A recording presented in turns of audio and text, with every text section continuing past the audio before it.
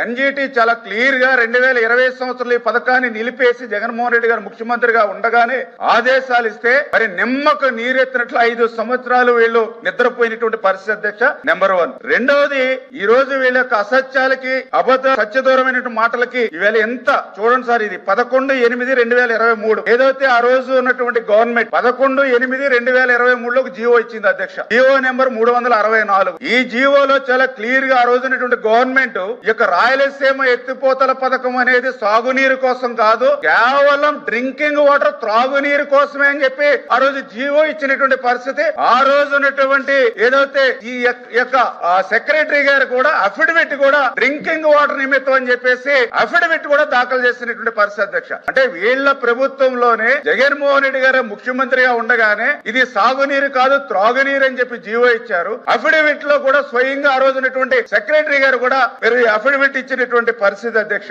అదేవిధంగా ఏదైతే 22/3/2024 అధ్యక్ష, మరి చాలా క్లియర్ గా ఏదైతే ఎన్జీటీ ఉత్తర్వుల్ని కాదని వీళ్ళు డిపిఆర్ నెపం పెట్టి కొన్ని పనులు ఏవైతే చేశారో దాని మీద 2.65 కోట్లు జరిమానా కూడా ఈ యొక్క ప్రాజెక్టు మీద ఆ రోజునటువంటి ప్రభుత్వం ఏదైతే ఎన్జీటీ విధించినటువంటి పరిస్థితి అధ్యక్ష. అంటే ఇంత క్లియర్ గా ఏదైతే 2020లోనే దీన్ని నిలిపేయమని చెప్పడం, ఏదైతే ఈ యొక్క నిలిపేసిన తర్వాత కూడా డిపిఆర్ అని చెప్పి త్రాగునీరు పేరు చెప్పి పనులు చేశారని చెప్పి దాని మీద కూడా 2.65 కోట్లు జరిమానా కూడా ఆ రోజు ఉన్నటువంటి ప్రభుత్వం మీద విధించినటువంటి పరిస్థితి అధ్యక్ష. అంటే ఈ రకంగా 2020లోనే యొక్క ప్రాజెక్టు పనులు నిలిచిపోతే మరి ఈ రోజు మరి చంద్రబాబు నాయుడు గారిని ఎట్లా మాట్లాడతారు అధ్యక్ష? వీళ్ళు మాట్లాడేటువంటి మాటలు